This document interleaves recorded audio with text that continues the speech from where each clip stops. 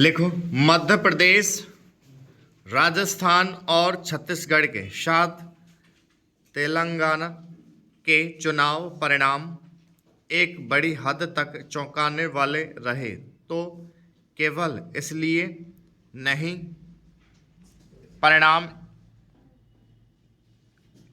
भाजपा ने हिंदी पट्टी के तीनों राज्यों में जीत हासिल की, बल्कि इसलिए भी कि मध्य प्रदेश और छत्तीसगढ़ में उसने कहीं बड़े अंतर से कांग्रेस को हराया।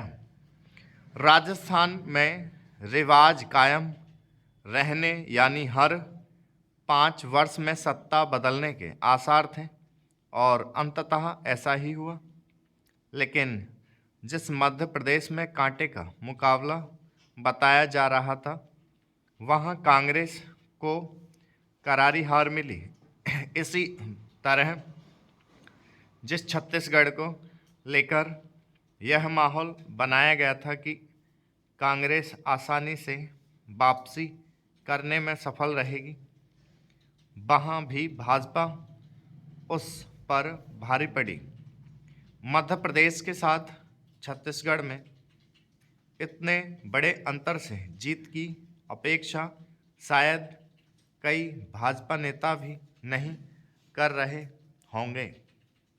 यह कांग्रेस के लिए आघात ही है कि उसने राजस्थान के साथ छत्तीसगढ़ भी गंवा दिया और मध्य प्रदेश में भी हाथ मलते रह गई।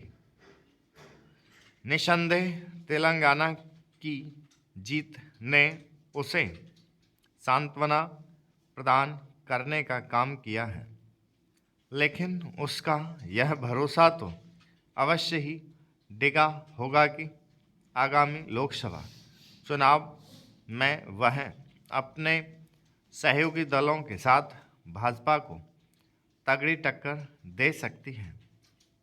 अपनी ऐसी स्थिति के लिए वही अधिक जिम्मेदार है, क्योंकि उसने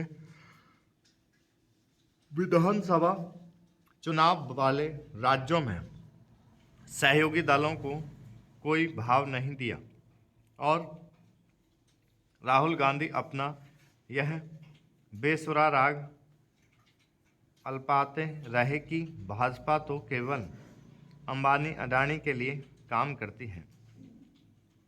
चुनाव नतीजे से यह भी साफ है कि मध्य प्रदेश, राजस्थान और छत्तीसगढ़ में कांग्रेस की लोकलुभावन घोषणाओं ने भी असर नहीं दिखाया। इसके विपरीत भाजपा की ओर से की गई ऐसी ही घोषणाओं ने उसके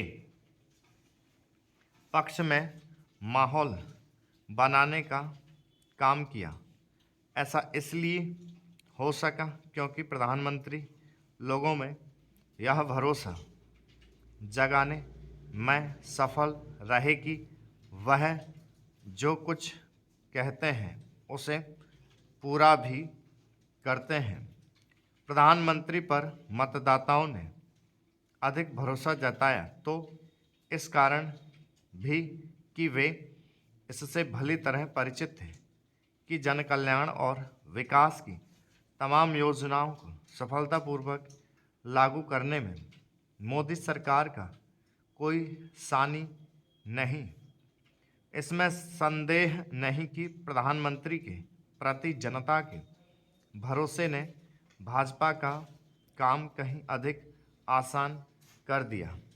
मध्य प्रदेश, राजस्थान और छत्तीसगढ़ के परिणाम यह भी बता रहे हैं कि भाजपा ने हिमाचल और कर्नाटक के चुनावों से सबक लिया और राज्यों के स्तर पर गुटबाजी एवं असंतोष को दूर करने का काम किया, प्राथमिकता के आधार पर किया।